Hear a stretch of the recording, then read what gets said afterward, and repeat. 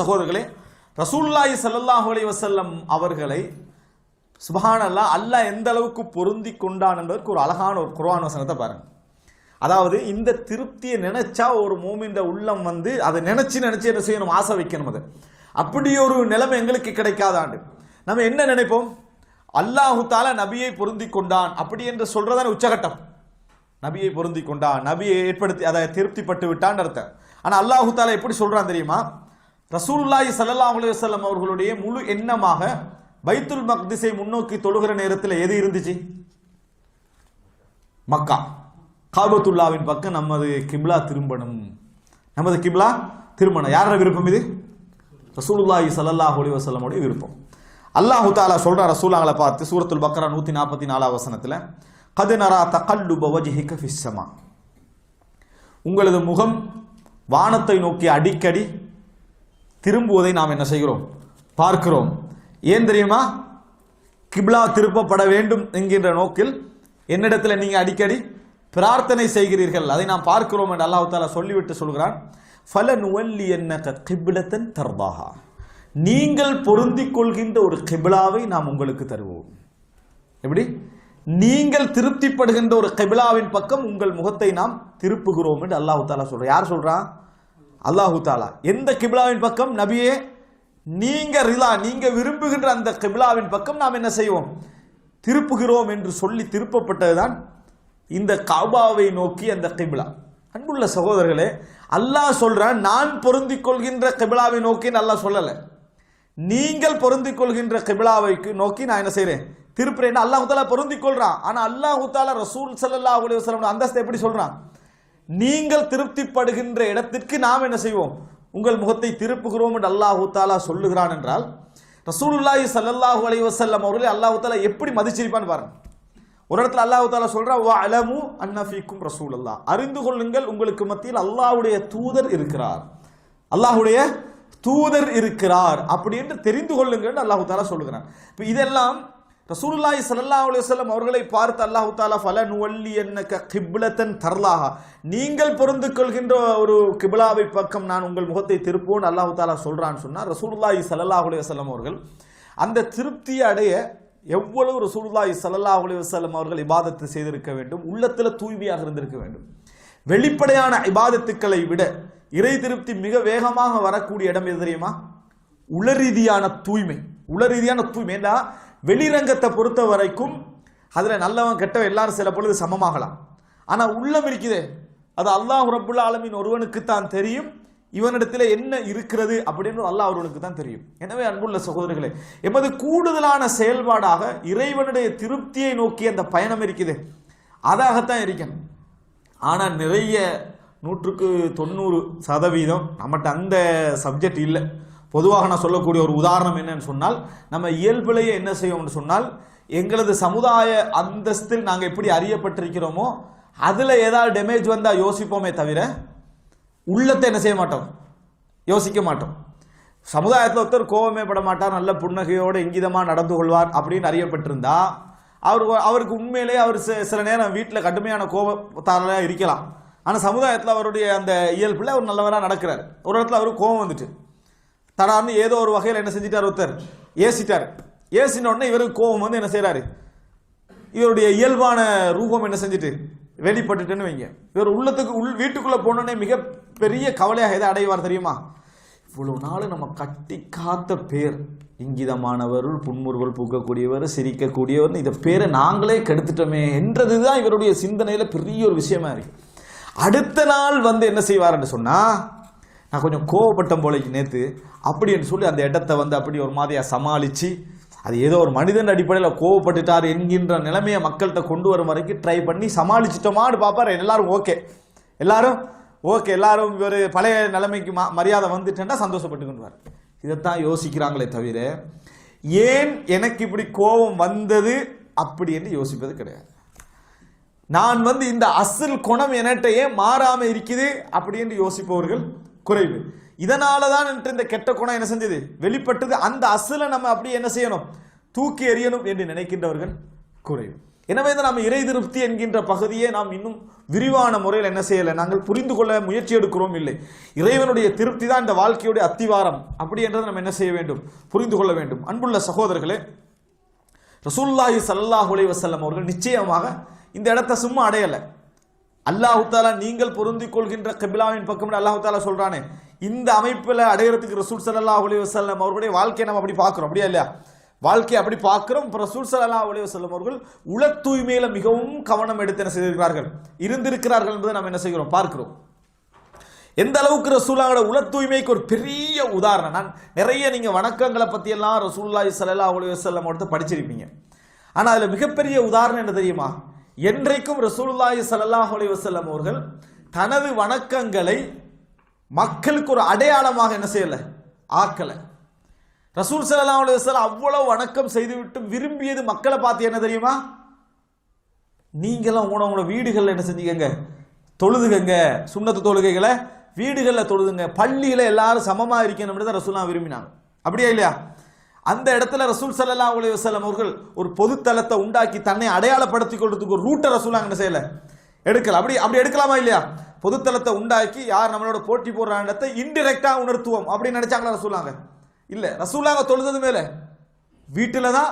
மக்களை தொலை சொன்னது சுன்ன தொழுகை எங்க? வீட்டுல தான். சமுதாயத்துல தக்குவா உள்ளவர்கள் சமமாக என்ன செய்யட்டும், அறியப்படட்டும்.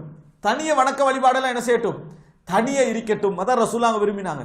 கொஞ்சம் கூட சஹாபாக்கள் நின்று தொழுத உடனேயே ரசூல் ஸல்லல்லாஹு அலைஹி வஸல்லம் என்ன செஞ்சாங்க, தனியா ஒதுங்க பார்த்தாங்க வீட்டுக்குள்ள. இது ரசூலுல்லாஹ் கிட்ட இருந்த மிகச் சிறப்பான ஒரு பண்பு என்னன்னா, அவங்க நிறைய வணங்கி இருக்கிறாங்க. வணங்காத யாரையும் பார்த்து என்ன செய்யல ரசூல் ஸல்லல்லாஹு அலைஹி வஸல்லம், சுன்னத்து தொழாதவங்கள எங்கேயாவது தனியை கூப்பிட்டு ரசூலுல்லாஹ் சொன்னதாக இருக்குதா? இல்ல. செய்யறவங்களை ஆர்வம் ஊட்டிக்கிறாங்க. செய்தவர்களை ஆர்வம் ஊட்டி இருக்கிறார்கள். செய்யாதவர்கள் ரசூலுல்லாஹ் எழுந்ததாக எங்கேயும் என்ன செய்யல பார்க்க முடியும். அதான் இன்றைக்கு நம்ம நிறைய பேர் நம்ம வந்து இபாதத்தாளி என்றதை நிரூபிக்கிறதெல்லாம் மற்றவன் செய்யாத வச்சுதான். எப்படி நல்ல முறையில் புரிஞ்சு, நம்ம பெரிய இபாதத் செஞ்செல்லாம் நிரூபணமாகல, மற்றவன் செய்யாததான் நம்மளுக்கு பிளஸ். இன்றைக்கு சுபஹ் தொழுகை வந்து தொழுற சிறப்பா கடமையா? கடமை. நம்ம எப்படி வச்சுக்கிறோம், அது சிறப்பு. ஏன் பக்கத்து வீட்டு உள்ள தொழுறது இல்லை. அதனால நமக்கு அது என்னது, ஒரு சிறப்பு. நான் டைமுக்கு சுபஹ் போயிடுவேன். நீ போறது கடமை உண்டு, அதை நீ சொல்லவே கூடாது. சீதனம் எடுக்காமல் இருப்பது, மகர் கொடுப்பது ஏன் சிறப்பாயிச்சு தெரியுமா? சீதனம் எடுக்காமல் இருக்கிறது, மகர் கொடுக்கிறது கடமையா சிறப்பா? கடமை. அது சிறப்பாயிட்டா இல்லையா? ஏன் சிறப்பாயிட்டா, அதை விட்டுறது எடுக்கிறவே நிறைய பேர் இருக்கிறனால இப்படித்தான் நம்ம வந்து நமது சிறப்பும் திருப்தியும் அந்த சமுதாயத்தில் நம்ம வச்சுக்கிட்டு இருக்கிறோமே தவிர, உண்மையிலேயே அது அறியப்பட வேண்டிய முறையில் அந்த அதாவது மிகப்பெரிய ஒரு தங்கமாக நம்ம அறியப்பட்டிருக்கிறோமான்னு கேட்டால் இல்லை. அப்படி அறியப்படலாததுக்கு காரணம் நமது இபாதத்துக்கள் குறைவா கூடுதலா என்பது அல்ல, நமது இறைவனுடைய திருப்தியை இலக்காக வைத்த வாழ்க்கை நம்மிடத்தில் என்னது, குறைவு. மற்றவனோட ஒப்பிட்டு நம்ம கூடுதல் அப்படி என்கின்ற அந்த மாதிரியான ஒரு நிலை தான் நம்ம நிரூபிக்க தான் பார்க்கிறது. எப்படியாவது தனது பகுதியை ஒதுக்கி கொண்டு போகக்கூடிய நிலை மனதில் என்னது இல்லை. ஷைத்தான் ஒன்று இல்லாது விட்டால் ஒரு இடத்துல நம்மளை சோதிச்சு என்ன செஞ்சிடறான், அந்த பகுதியை முழுமையாக அடித்து விடுவதற்கான முயற்சி எடுப்பதைத்தான் நாம் என்ன செய்கிறோம், பார்க்கிறோம். இப்போ அன்புள்ள சகோதரர்களே பாருங்க, அலி பின் அபி தாலிப் ரலியல்லாஹு அன்ஹு அவங்க சொல்றாங்க, பத்ர் யுத்தத்துடைய நிலைகளில் ரசூல் ஸல்லல்லாஹு அலைஹி வஸல்லம் தவிர்க்க முடியாமல் பகிரங்கமாக வணங்கிய இடங்கள் இது உண்டு. மாமின்னா ஃபாரிசுன் யௌம பத்ரின் கைரல் மிக்தாத், அதாவது பத்ர் யுத்தத்தின் பொழுது மிக்தாத் இப்னு அஸ்வதை தவிர எங்களில் உள்ள எல்லா குதிரை வீரர்களும் அவங்க சொல்றாங்க, என்ன சொல்றாங்கன்னு சொன்னா, சும்மா யகூலு வலகத் ரஅய்துனா வமா ஃபீனா, ஒரு அதாவது ஒரு சில விஷயங்களை சொல்லிட்டு வரார் பத்ர் யுத்தத்தை பத்தி சொல்லிட்டு சொல்றாங்க, வலகத் ரஅய்துனா வமா ஃபீனா இல்லா நாயிம்.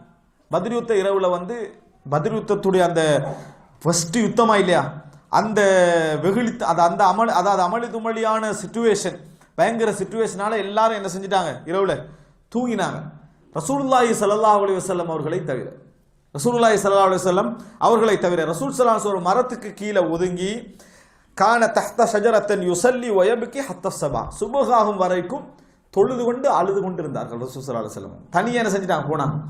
ரசூல் ஸல்லல்லாஹு அலைஹி வஸல்லம் ஒரு நாள் அந்த இடத்துல நபித்தோழர்களை யாரை என்ன செய்யல, நீங்களே என்ன செய்யுங்க, அப்படி செய்யுங்கன்னு சொன்னதாக நம்ம என்ன செய்ய முடியாது, பார்க்க முடியாது. அவருடைய அந்தஸ்து அவருடைய இறையச்சத்துக்கேற்ப ரசூல் ஸல்லல்லாஹு அலைஹி வஸல்லம் என்ன செஞ்சாங்க, தனிமையாகி விட்டார்கள். ஆனா எந்த நபித்தோழரையும் ரசூல் ஸல்லல்லாஹு அலைஹி வஸல்லம் அதோட என்ன செய்யல, கம்பேர் பண்ணதாக நம்ம என்ன செய்ய முடியாது, பார்க்க முடியாது. இது ரசூல் ஸல்லல்லாஹு அலைஹி வஸல்லம் உடைய தூய்மைக்கான ஒரு பெரிய ஒரு அடையாளம். அதாவது நீங்க இறைவனை நெருங்குவதற்கு எல்லா முயற்சி எடுத்து போய்கிட்டே இருக்கணும். ஆனா உங்களுக்கு சூழ உங்களை கீழே உள்ள எல்லாரும் உங்களை விட சிறந்தவராக நீங்க நினைக்கணும். எப்படி? இறைவனை நோக்கிய பயணத்தில் நீங்க மிக வேகமாக இருக்கணும் எல்லோரையும் விட. ஆனா உங்களுக்கு கீழ் நிலையில் ஒருத்தர் இருக்கிறாரே, அவர் தான் உங்களை விட சிறந்தவராக என்ன செய்யணும்? நினைக்கணும். அப்படி நீங்க நினைக்கிறீங்க என்றதை தெரியப்படுத்தவும் கூடாது. ஏன்னா அதுலயும் ஒரு பணிவுல உயர்வு வரதெல்லாம் இருக்குது. பெருமை ரெண்டு வகை. பெருமை ரெண்டு வகை. அல் கிபிர் அல் முத்தரஃபிய, பெருமை அடிச்சு பெருமை காட்டுறது. ரெண்டாவது அல் கிபிர் அல் முத்தஹஃபித், நம்மளுக்கெல்லாம் ஒன்றும் அப்படி இல்லைன்னு அப்படி பெருமை அடிக்கிறது. ரெண்டு விதமான பெருமை என்ன செய்து, நீயா மட்டும் இருந்துட்டு போ, மக்களாக விளங்கிக்கிற. அதான் என்னது இது பெருமை என்பது ரெண்டு வகையிலே வரும். இருக்கிறேன்னு காட்டுறதுலேயும் வரும், என்கிட்ட ஒன்றும் இல்லைன்னு காட்டுறதுல என்ன செய்யும் பெருமை. ஒரு ரெண்டு மாதிரி ஒரு மனிதன் என்ன செய்யக்கூடாது, வரக்கூடாது. அப்படி ஒரு வாழ்க்கை வாழ்ந்தால் தான் அது திருப்தி என்றதுக்குரிய பெரிய ஒரு அடையாளம். ரசூலுல்லாஹி ஸல்லல்லாஹு அலைஹி வஸல்லம் சொல்றாங்க, அதாவது யாரெல்லாம் ஹலக்கன்னாஸ் மக்கள் அழிந்து விட்டார்கள் என்று சொல்கிறார்களோ ஃபஹுவ அஹ்லகுஹும், அவர்தான் அவர்களிலேயே மிகவும் அழிந்து போனவர் என்று ரசூலுல்லாஹ் சொன்னாங்க. மக்கள் அழிஞ்சிட்டாங்க, மக்கள் நாசமா போயிட்டாங்கன்னா அதுல யார் மிச்ச மோசமானவர்? அதை சொல்றானே அவர் தான் மிக மோசமானவர் என்று ரசூலுல்லாஹி ஸல்லல்லாஹு அலைஹி வஸல்லம் சொன்னார்கள் என்று சஹீஹ் முஸ்லிமில் என்ன செய்கிறோம் பார்க்கிறோம். எனவே அன்புள்ள சகோதரர்களை, எண்ணத்தால் தூய்மையாக இருப்பதுதான் இறை திருப்தி எங்களுக்கு மிகவும் ஒரு அதாவது ஒரு இலக்கான ஒரு அதாவது மிகவும் நெருக்கி வைக்கக்கூடிய ஒரு இடமாக நாம் என்ன செய்யலாம் பார்க்கலாம். அன்புள்ள சகோதரர் முஹம்மது இப்னு வாசி அப்படி என்ற அறிஞர் சொல்கிறார், அத்ரக்து ரிஜாலன், நான் பலரை அடைந்திருக்கிறேன், தாபியன்கள் நபித்தோழர்கள் பலரை அடைஞ்சிருக்கிறேன்.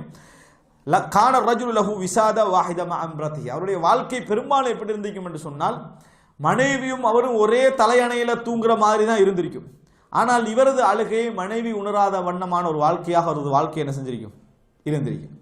உலகத்தில் எவ்வளவு கஷ்டமான விஷயம், உலகத்தில் எவ்வளவு ஒரு கஷ்டமான விஷயம் என்ன, மனைவியோடு நம்ம உறங்குகிற நேரத்தில் கூட எமது இறையச்சத்துக்குரிய அந்த நிலையை நம்ம என்ன அதாவது மனைவி அறியாமல் இருத்தல் என்பது ஒரு உச்சகட்டமான ஒரு நிலை, கஷ்டமான ஒரு நிலையும் தான். ஆனால் இதில் ஒரு விஷயத்தை புரிந்து கொள்ள சொல்ற நேரத்தில் இது யாருக்கு, தூய்மையான வாழ்க்கையை குடும்பத்திலே வாழ்ந்து கொண்டிருக்கிறவருக்கு. ஆனால் மனைவி பார்க்குற அளவுல நல்லா சினிமாவை பார்த்துக்கண்டு இருக்கிற எல்லா மோசமான காட்சிகளையும் பார்த்துக்கண்டு தொழாமல் உட்கார்ந்துட்டு அழுகிறத மட்டும் தெரியாமல் செய்யக்கூடாது. நல்ல முறையில் புரிஞ்சு ஒரு ஃபிக்கு ஒரு விஷயத்தை சரியாக புரிஞ்சுக்கணும். என்ன, இருக்கிற எல்லா பாவத்தையும் மனைவி பார்க்குறான், நீங்கள் பப்ளிக்காக என்ன செய்றீங்க, எல்லாம் செய்றீங்க. ஆனால் எதை மட்டும் தனியாக செய்றீங்க, இறையச்சத்தை மட்டும். இது நல்ல நிலை அல்ல. உங்கள் மீது என்னத்தை ஏற்படுத்தும், ஆக மோசமானவன் என்னத்தை என்ன செய்யும், ஏற்படுத்தும். நீங்கள் இது யாருக்கு தெரியுமா, ஒருவர் கொஞ்ச நேரம் தொழுகிறார், பாவங்கள் செய்வது குறைவு, மனிதனுடைய மிகழ்ச்சி வந்தாலே தவிர பாவங்கள் செய்வது குறைவு.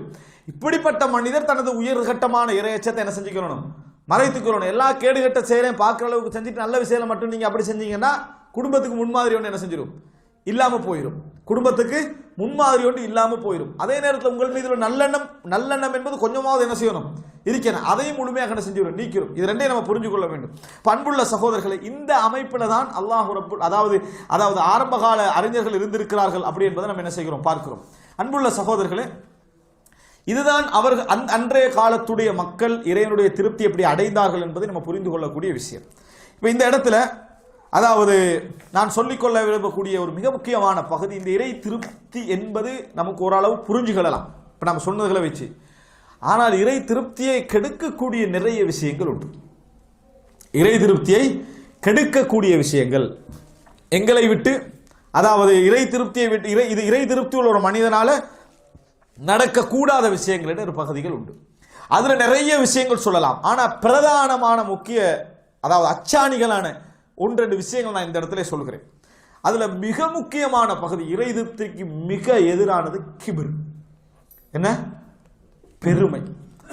ஒரு மனிதன் எவ்வளவு பெரிய இறையச்சம் உள்ளவனாக எப்படிப்பட்டவனாக வாழ்ந்து விட்டாலும் சரி, அவனிடத்துல பெருமைக்கான அடையாளங்களோ பெருமையோ உள்ள அளவில் அவன்கிட்ட இருந்தது என்று சொன்னால் அவனை ஒரு நாள் இறை திருப்தி என்ன செய்யாது, வந்து அடையவே அடையாது. காரணம், நல்ல முறையில் நீங்க யோசிச்சீங்கன்னு சொன்னா இந்த உலகத்தில் பெருமைக்கு சொந்தக்காரன் அல்லாஹ் ஒருவன் மட்டும்தான்.